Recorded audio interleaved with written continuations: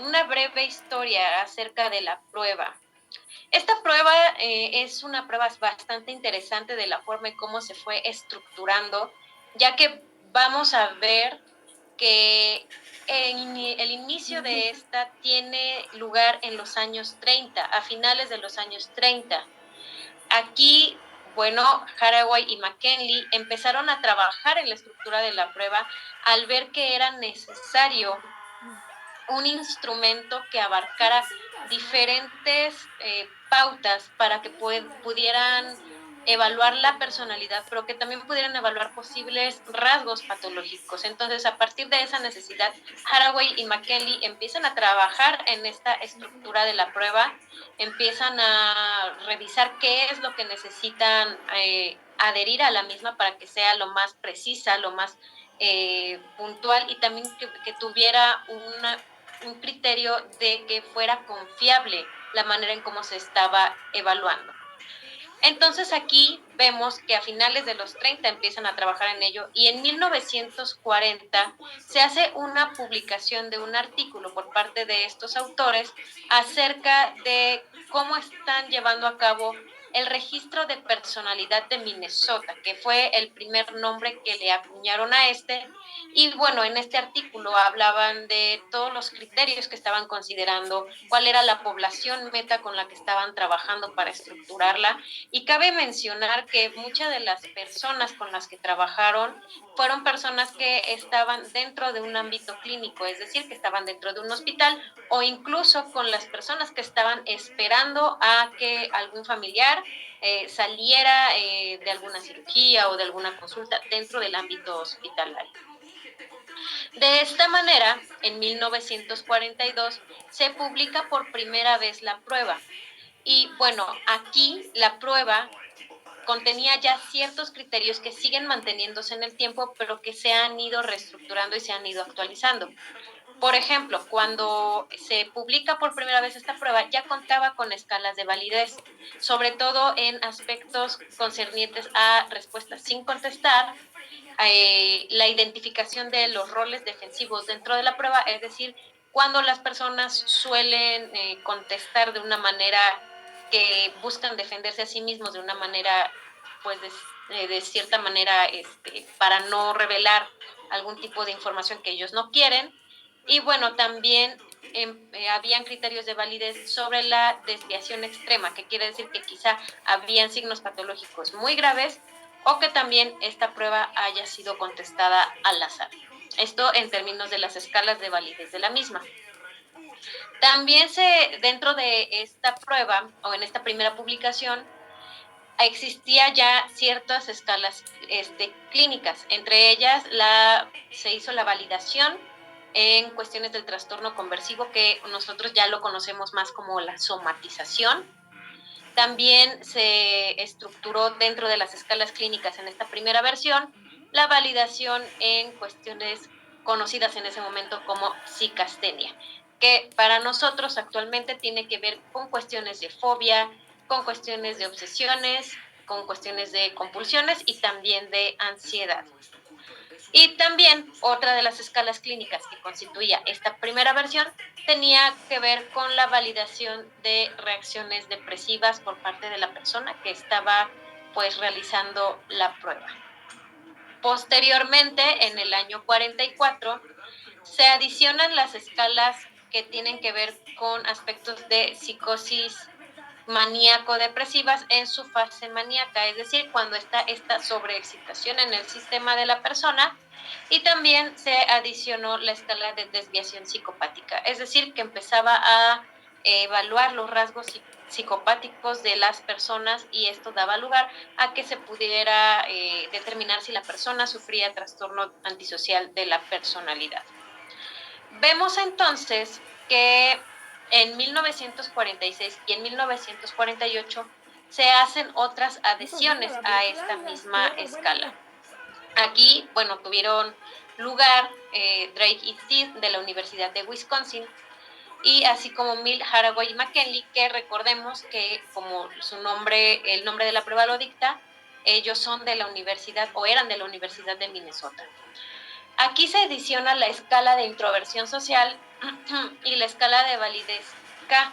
La escala de validez K, como vamos a ver más adelante, tiene que ver con cuestiones de corrección o cuestiones de exageración en las respuestas de la persona, así como en cuestiones de ocultamiento. Y bueno, esta escala ellos determinaron que ayudaba a la corrección de las cinco escalas clínicas, donde podría haber una exageración mucho más amplia de ciertos síntomas. Asimismo, en 1950 empieza a correr la conclusión del formato básico del MMPI. Entonces vemos que de la primera publicación de la prueba a la conclusión del formato básico pasaron 8 años, y en estos 8 años pues se hicieron ajustes apropiados para lo que estaban buscando que también evaluara.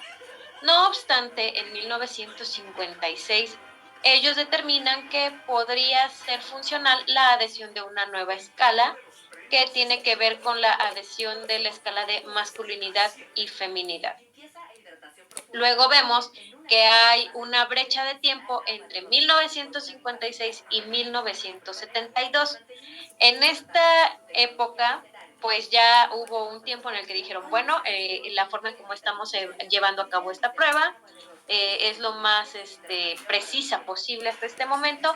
Sin embargo, es importante pues considerar algunas normativas para que estas tengan una mayor validez o una mayor confiabilidad al momento de que esté otorgando respuestas.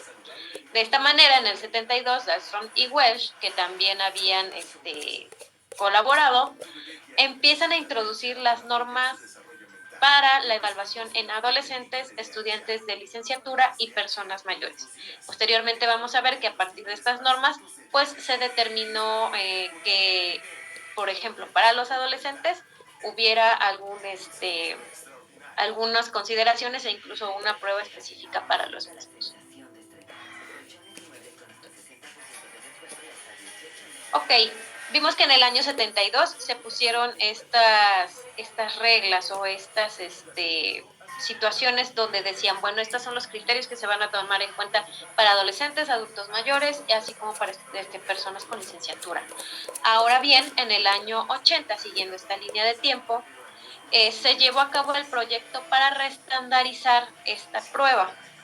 Y esto tuvo lugar en principios del año 80, y esto surgió debido a que la prueba empezó a utilizarse de manera indiscriminada para diferentes situaciones.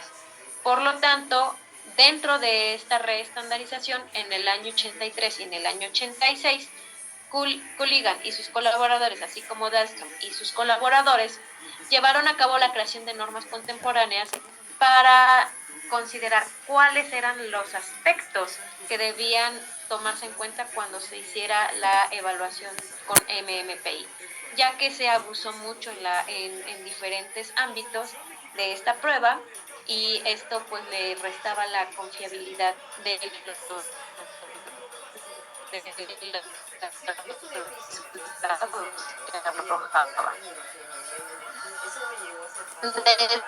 esta manera, en el año edición de esta prueba.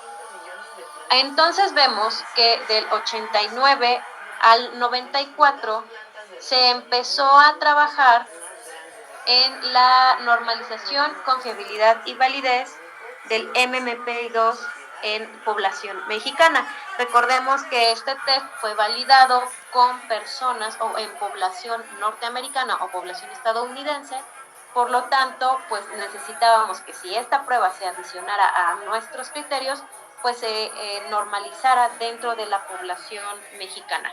Para esto, Lucio y Reyes llevaron a cabo esta estandarización o normalización y validez de la prueba con estudiantes pertenecientes a la UNAM en ese entonces, que pues correspondían a diferentes campos de conocimiento para que hubiera una población mucho más homogénea. Vemos aquí entonces que en el año 89 entra la publicación del MMPI-2 y en el año de 1999 se descontinúa la publicación de la primera versión del MMPI y queda pues el MMPI-2 como pues el instrumento rector hasta ese momento. En el año 2001 se considera que el MMPI-2 puede tener un poco más de amplitud para evaluar otras situaciones, por lo cual Butcher adiciona junto con sus colaboradores nuevas escalas que son conocidas dentro del MMPI-2 como el PCY5, que tiene que ver con personalidad psicopatológica. Y también llevó a cabo una revisión de las normas de la aplicación de la misma, haciendo algunos cambios, sobre todo para población estadounidense. De esta manera, en el año 2008 se determina que puede haber una cuestión en la que el MMPI-2 puede tener un mayor impacto teniendo menores ítems y menores escalas, y de esta manera Benporat y Telegen publican el formato reestructurado de esta prueba, el MMPI-2 RF, como se conoce en español. Ahora, si recordamos y avanzamos un poquito hacia atrás, en el 94 se hizo la normalización, confiabilidad y validez del MMPI-2, que se publicó en el 89. Ahora, del 94 al 2015 se realizó por Gómez Maqueo y otras colaboradoras, maestras y doctoras, la versión revisada del MMPI-2 para México, considerando que se habían hecho estos cambios por parte de Butcher en la adhesión de nuevas escalas y nuevos criterios para su evaluación. Y en el año 2015, bueno, esta es la versión más reciente que tenemos del MMPI-2 en su formato revisado. Y bueno, esto a consideración de que también se hizo la publicación de la forma reestructurada, que también se tomó en cuenta para esta revisión en México. Por lo tanto, estas dos pruebas son las que están operantes actualmente. Y en el año 2020, Benporat y Telegen publicaron la versión del MMPI en el formato tercero o la reestructuración o su tercera reestructuración. Hasta el momento en México no se ha hecho la estandarización de esta versión y bueno, considerando la línea del tiempo, probablemente esto estará sucediendo en los próximos años, 2025 e incluso hasta el 2030, dependiendo del interés de los psicometristas de evaluar esta prueba y hacerla válida y confiable. Bien, pues ya vimos básicamente cómo esta prueba fue evolucionando desde los finales de los años 30 hasta la actualidad. Y el hecho de que esta prueba se haya reestructurado varias veces nos aporta la fiabilidad de que no es una prueba que haya quedado estandarizada solamente para un formato en el tiempo, sino que se ha ido adecuando a las solicitudes y demandas de lo cambiante que son las personas y los medios en los que ellos se desarrollan. Para esto, bueno, como veíamos, avanzó del MMPI al MMPI-2 y luego al MMPI en su formato revisado, pero también se hizo una forma reestructurada del MMPI.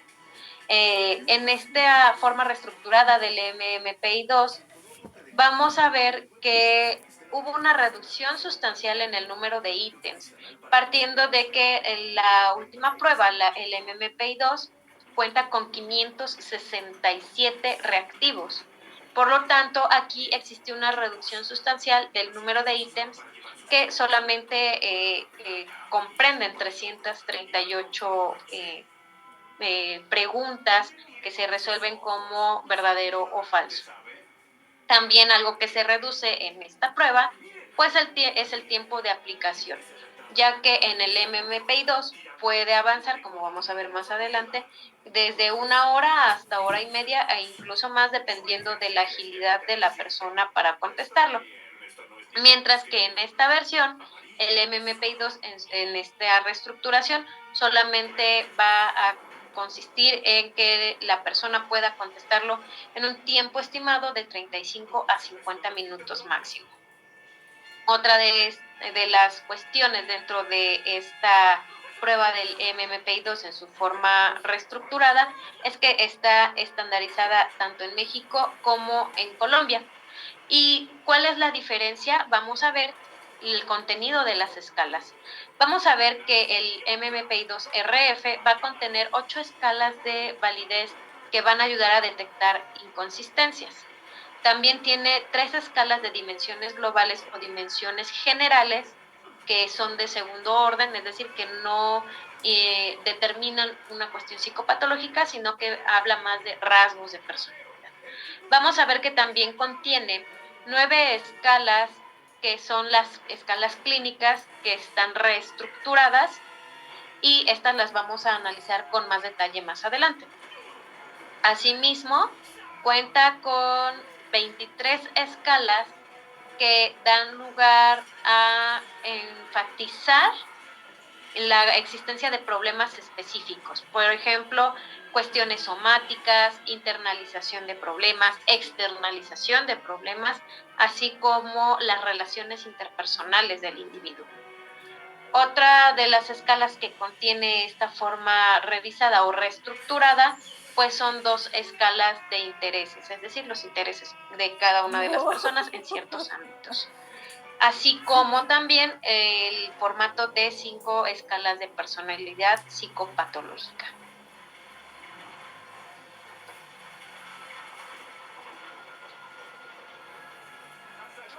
Ok, ahora vamos a revisar el formato del MMPI-2 en su edición revisada, que es el formato que por elección se utiliza al momento de evaluar en la práctica clínica. Esto no quiere decir que la versión reestructurada no sea buena, al contrario, tiene sus ventajas. Sin embargo, los clínicos buscan utilizar con mayor precisión la edición revisada, ya que es pues la que hasta este momento ha tenido un mayor auge y un mayor impacto. Esta edición revisada, como veíamos en nuestra línea del tiempo, fue llevada a cabo en el 2001 por Butcher, Graham, Benporat, Delegan, Dahlstrom y Kemmer de la Universidad de Minnesota. Y como decíamos también, en el año 2015 fue retomada para México por las doctoras y maestras Lucio Gómez Maqueo, Durán Patiño, Heredia Ancona, Arenas Landgraf y Martínez Pantoja. Vamos a ver que esta es una de las pruebas que tiene una cobertura mucho más extensa y nos va a ayudar a evaluar un amplio rango de tipos de personalidad y trastornos psicológicos.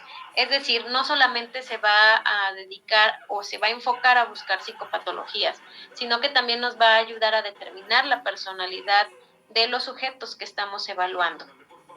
Una de las ventajas de esta edición es que su aplicación puede ser tanto individual como grupal. Es decir, que nosotros podemos trabajarlo en una sesión vis a vis con una sola persona, o si estamos trabajando con grupos más grandes que buscamos evaluar en diferentes ámbitos, pues también se puede llevar a cabo. Vamos a ver que esta prueba es por elección una de las más utilizadas debido a su alto grado de validez y confiabilidad. Recordemos que al momento de hablar de validez y confiabilidad quiere decir que esta prueba fue aplicada con ciertas personas y que a lo mejor fue contrastada con otras pruebas para ver si realmente llegaban a los mismos resultados o resultados similares que le pudieran dar cierta robusticidad, ¿no? Que a lo mejor tiene otros criterios estadísticos con los que se está evaluando esta misma validez y esta misma confiabilidad, lo que hacen que sea una prueba bastante utilizada debido a que tiene un mayor impacto. Vamos a ver que esta prueba también está utilizada para diversos campos de aplicación en la psicología. Usualmente, o la más común, es en el área clínica, que como decíamos nos va a servir para revisar a la personalidad o la posible existencia de psicopatologías en nuestros pacientes o en nuestros usuarios. pero también puede ser aplicado en otros campos, como puede ser la psicología forense.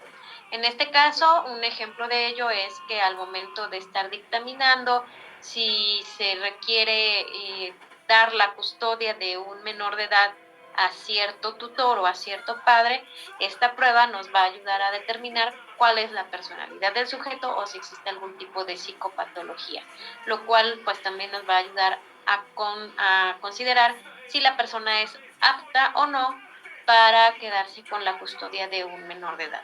Así como pues otros usos dentro de la psicología forense.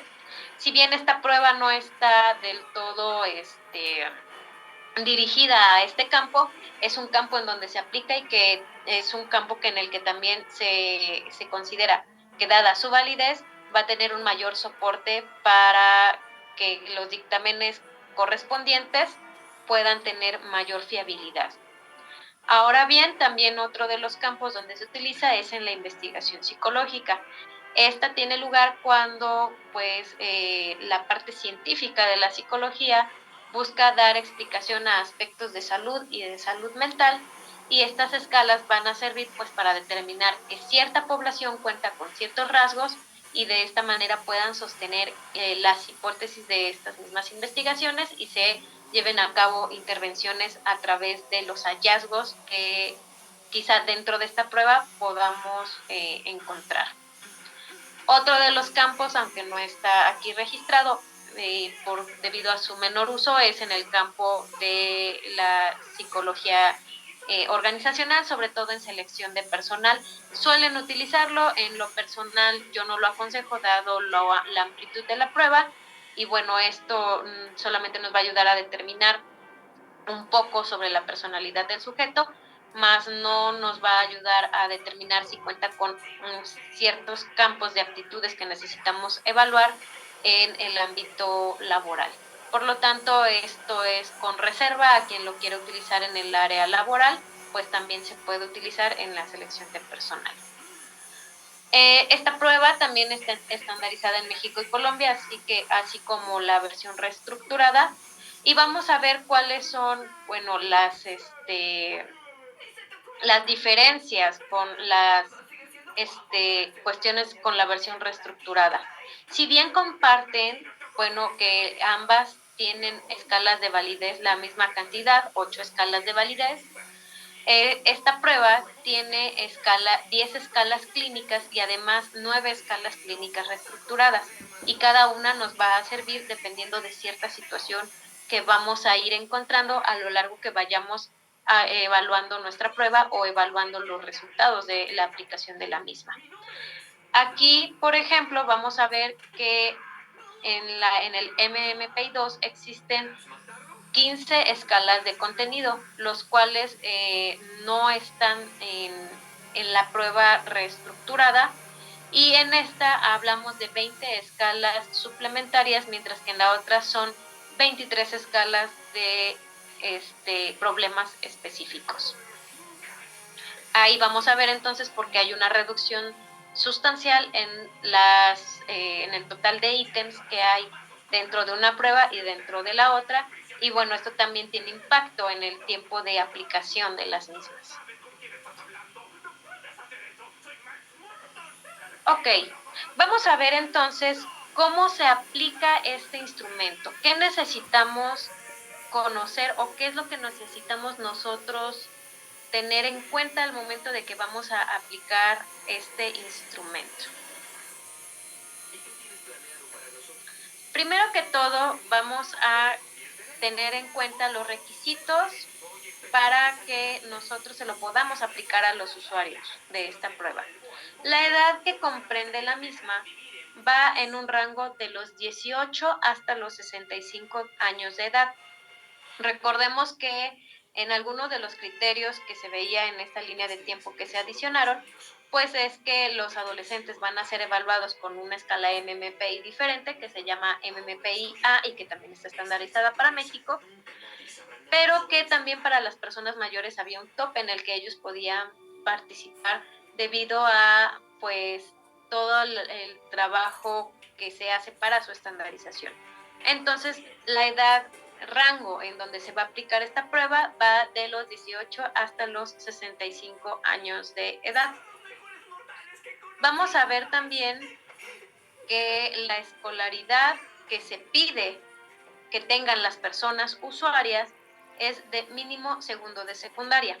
Esto para que puedan tener una mayor comprensión de todos los aspectos que se evalúan dentro de la prueba o de todas el planteamiento de oraciones, de preguntas o aseveraciones que se hacen dentro de la misma.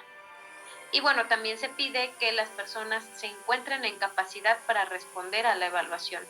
De esta manera, si una persona que está en internamiento debido a una crisis psicótica no va a tener la misma plenitud de conciencia para poder responder a la evaluación. Por lo tanto, se aconseja que personas que quizá estén dentro de un brote psicótico o de un brote maníaco, no hagan esta prueba en estas instancias, debido a que pues, su capacidad de responder a la evaluación va a afectar también en los resultados. Otro de los criterios que se evalúan es si la persona está tomando medicamentos psiquiátricos de forma reciente y que estos están impactando en la cuestión de cómo están brindando respuestas a su medio. Recordemos que cuando las personas utilizan medicamento psiquiátrico, usualmente se busca que haya un tiempo de ajuste debido a reacciones secundarias del mismo. Y estas reacciones pueden llegar a alentar también la velocidad de respuesta de la persona o la comprensión que puedan tener.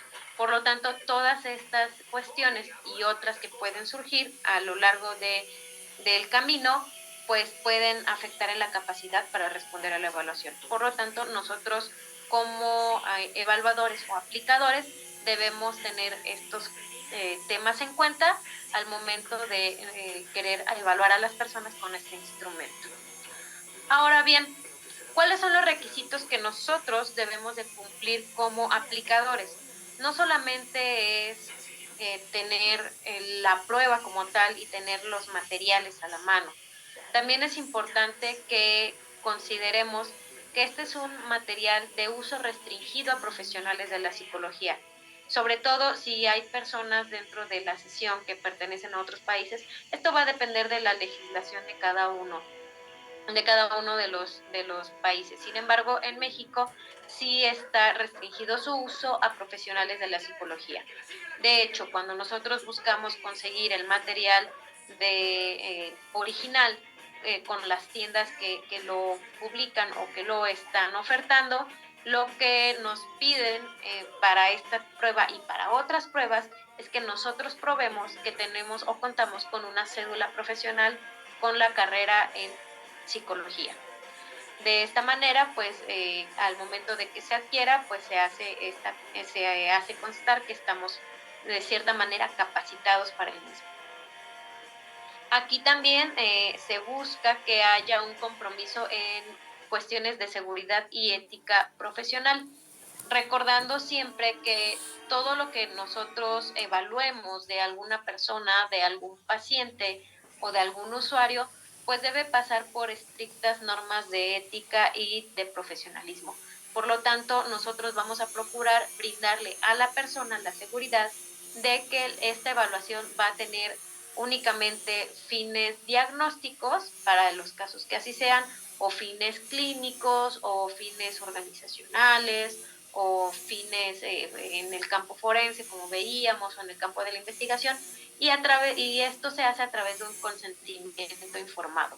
Siempre a la persona se le tiene que dar un consentimiento informado para que ellos lo puedan firmar y ellos estén conscientes de que su participación puede estar siempre delimitada a lo que ellos decidan hacer. Si ellos deciden participar o declinar de esta participación o deciden continuar con los procedimientos correspondientes a la aplicación de la prueba. Entonces nosotros como figuras o aplicadores debemos de garantizar esta seguridad y ética profesional, garantizando asimismo que los resultados que se obtengan de esa prueba no van a ser divulgados con otras personas, sino que pues se va a tener un derecho a la privacidad dentro de los mismos.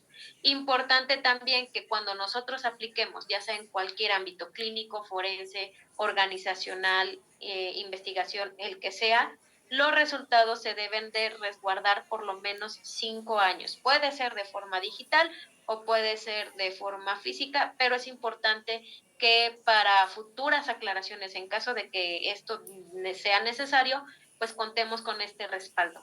Así que, bueno, la cuestión que se maneja básicamente en el código deontológico es que por lo menos en 5 años se tenga resguardo de estos resultados. Otra cuestión que es importante considerar en los requisitos para nosotros como aplicadores es que exista un entrenamiento previo en cómo se va a evaluar y cómo se va a interpretar esta prueba.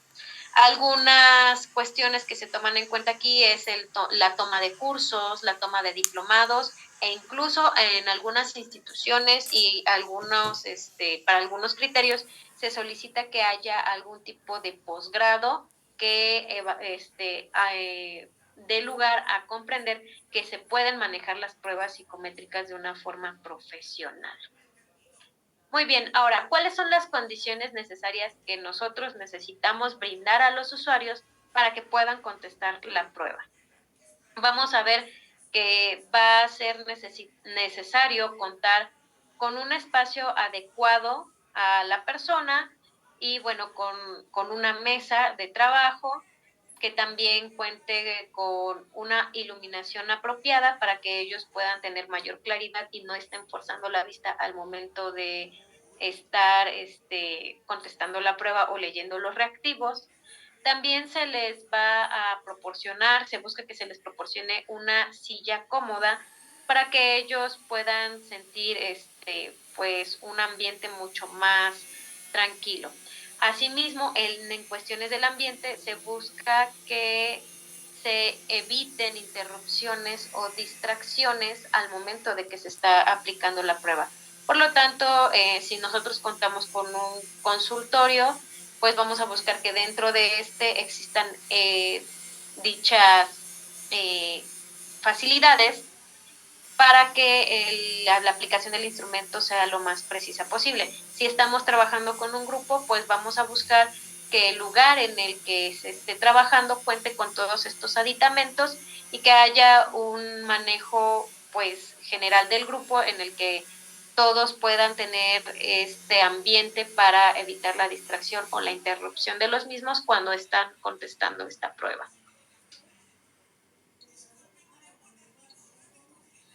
Ok, vamos a pasar entonces a ver cómo nosotros vamos a calificar la prueba. Ustedes ya, bueno, las personas que ya adquirieron este curso ya cuentan con el material en la mano y lo van a poder ir revisando. Van a ver que ustedes tienen, bueno, en su poder en este momento, todo lo que corresponde a este instrumento, que son pues N cantidad de manuales, N cantidad de plantillas, N cantidad de gráficos, etcétera. Y lo que nosotros tenemos que hacer es primero brindarle a nuestra persona evaluada los materiales con los que va a trabajar.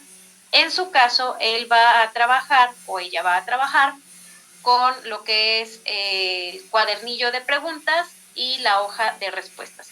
La hoja de respuestas, como vemos, pues tiene en la parte superior toda la información que necesitamos obtener de la persona, nombre, edad, sexo, etcétera.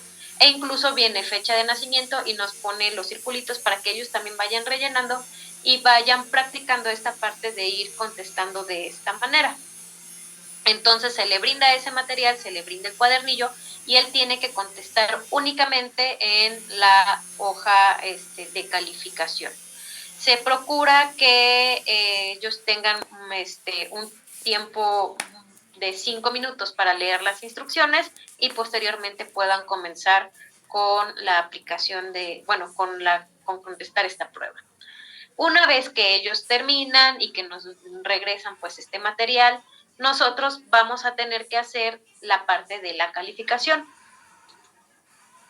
Para esto vamos a llevar a cabo diferentes pasos. En primer lugar, y esto es importante que lo tengamos en cuenta, que lo primero que se debe de hacer al momento de evaluar es ir directamente a la validez del registro. Esto a través de las omisiones, la inconsistencia, la infrecuencia y las medidas de defensa. ¿Cómo lo vamos a evaluar? Lo vamos a ver un poco más adelante. Una vez que evaluamos que nuestra prueba es válida, de acuerdo con los criterios que nos están marcando las puntuaciones que estamos obteniendo, vamos a ir a examinar las puntuaciones correspondientes a las escalas clínicas. Una vez que hacemos esto, pues vamos a ir utilizando las plantillas correspondientes.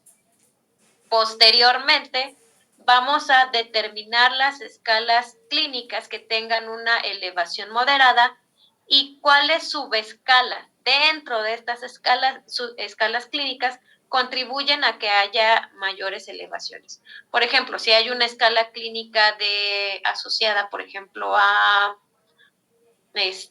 depresión, quizá dentro de esta subescala de depresión, pues hay algunos criterios como a lo mejor ideación suicida. Y si esa tiene una elevación moderada, necesitamos identificarla para saber, pues, qué determinación vamos a tener con respecto a la misma. Si hay una elevación moderada o alta de tendencia suicida dentro de la escala de depresión, pues entonces tenemos que hacer una intervención ya de psicología de urgencias.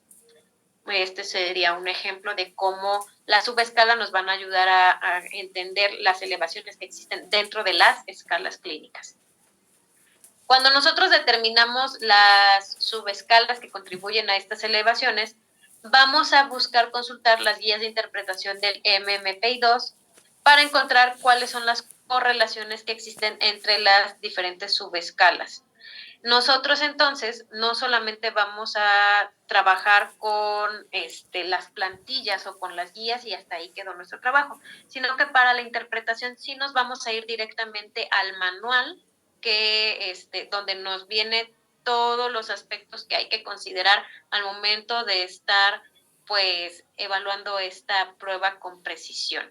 Es una prueba que es muy tardada tanto para el aspecto de la aplicación, pero también es tardada al momento de la evaluación cuando se hace una evaluación manual. Aquí un paréntesis rápidamente, hay algunas instituciones, sobre todo en Estados Unidos, que ya cuentan con los software apropiados para solamente subirlos de pues las hojas de respuesta y pues ya nos brinda toda la información este software.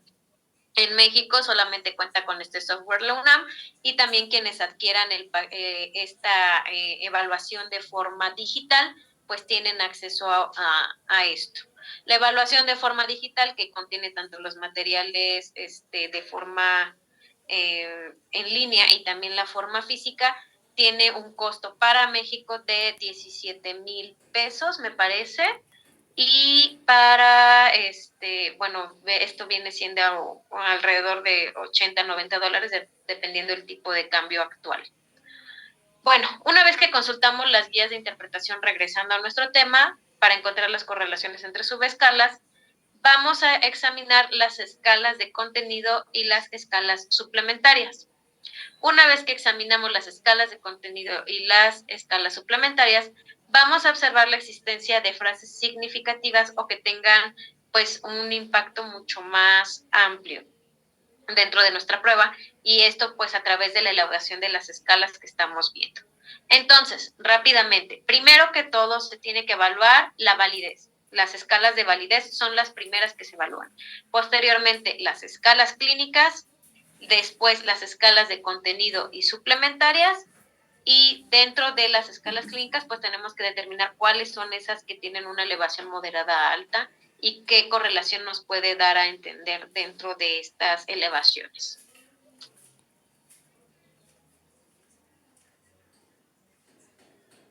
Ok, aquí vamos a ver entonces cómo vamos a utilizar las plantillas para la evaluación de nuestra prueba. Aquí vemos rápidamente, debajo de esta plantilla se encuentra la hoja de respuestas. Entonces, lo que nosotros vamos a hacer es tomar nuestra plantilla y superponerla sobre la hoja de respuestas y tenemos que ajustar la coincidencia de 1 a 1. Aquí vemos, bueno, que este espacio, el espacio superior izquierdo, voy a hacer algunas anotaciones para que lo podamos pues ver todos. En esta parte vamos a buscar que haya pues esta coincidencia, ¿no? También es importante de saber cómo vamos a utilizar las plantillas. Vamos a ver que en este cuadro aparece el nombre de la escala y en qué consiste. Por ejemplo, aquí es la escala CR9 de activación hipomaníaca, que tiene que ver pues con rasgos de personalidad de personas que a lo mejor tienen cuestiones de bipolaridad. Y vemos aquí cómo se llama, plantilla de respuestas, y aquí abajo dice escalas clínicas reestructuradas. Entonces, nosotros en nuestro material vamos a poder ver que tenemos lo mismo en escalas clínicas, escalas de validez, escalas de confiabilidad, etc. Aquí vamos a ver que a lo mejor en las escalas de validez vamos a encontrar INVAR, INVER, L, K, S, etc. Y estas son las primeras escalas que se van a utilizar. Una vez que nosotros superponemos esto, vamos a hacer el conteo de las respuestas marcadas en la hoja según la plantilla. Es decir, en estos cuadritos que aparecen, vamos a ver cuál es la coincidencia de nuestras respuestas. Por ejemplo, si esta estuviera contestada, pues aquí se vería los recuadros que están marcados, ¿no? Y nosotros haríamos o nos encargaríamos de hacer el conteo de estas respuestas. Por ejemplo, aquí si coinciden en estos puntitos que acabamos de adicionar, pues vamos a ver que serían 1, 2, 3, 4, 5, 6, 7. ¿Ok? Aquí vamos a ver entonces algo importante para llevar a cabo con el material. El material que nosotros les proporcionamos de manera digital, pues es un material que ustedes, si lo quieren utilizar, necesitan imprimir.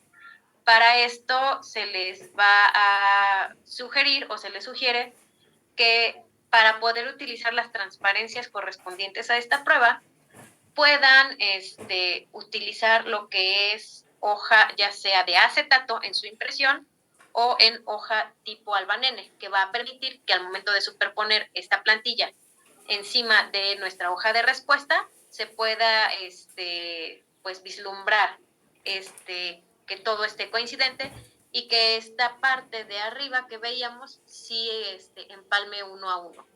Para esto también se les sugiere que al momento de hacer las impresiones vayan a un centro de diseño gráfico donde les puedan ayudar a que las hojas sean totalmente coincidentes, de manera que no haya errores al momento de empalmar las escalas. Se sugiere que ambas sean impresas en tamaño carta y que se pida que de favor estas puedan coincidir una a una.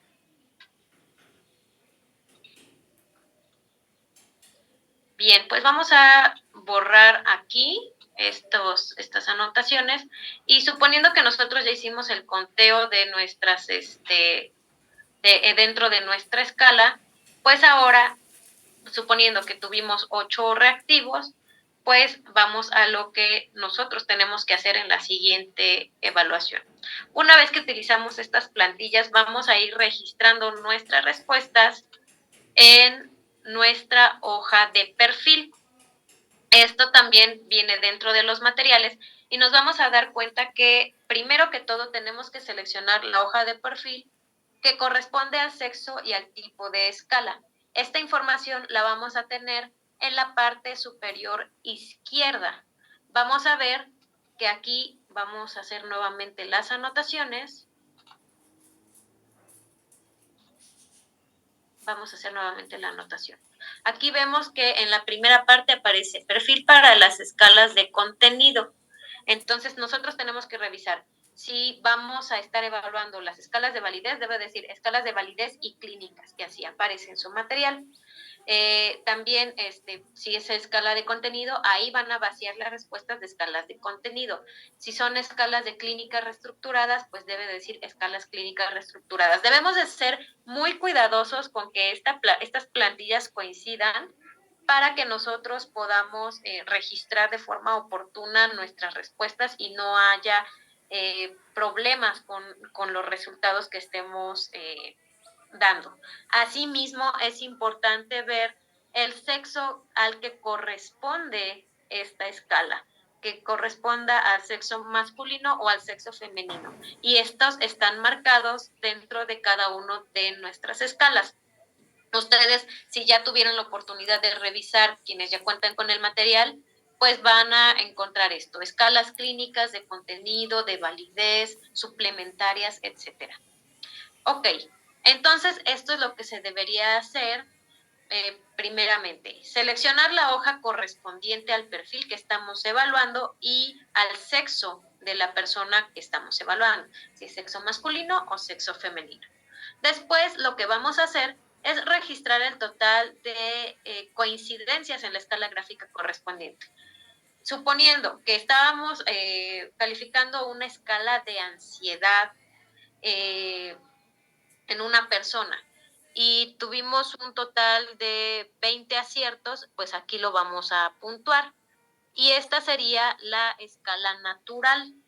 La escala natural también se va a registrar aquí, en la parte de abajo. Y de preferencia, si se puede, en la siguiente escala también se pondría la puntuación T. La puntuación T tiene que ver con esta conversión que se hace para que haya una mayor homogeneidad entre los resultados y podamos establecer cuáles son resultados que están apegados a una normativa o que están por encima de esa normativa o están por debajo de la misma. Entonces, suponiendo que aquí en ansiedad tuvimos 20, en nuestra escala T viene siendo como un 83. Entonces, la puntuación natural la vamos a poner, ¿no? Vamos a poner una puntuación natural de 20. Vamos a registrarla con nuestro lápiz. Aquí va a quedar un poquito chueco, pero bueno. Suponiendo que aquí registramos 20. Ay, bueno, salió muy mal. Pero también abajo vamos a registrar pues la parte de 80 para que nosotros tengamos tanto nuestra puntuación natural, nuestra puntuación base, pero también la puntuación a la que se convierte al hacer todas estos agregados que son necesarios realizar para normalizar las escalas y pues que tengan una homogeneidad. Esto sería para cada uno de los perfiles que nosotros estamos evaluando a través de las plantillas, del uso de las plantillas que estamos utilizando. ¿Ok?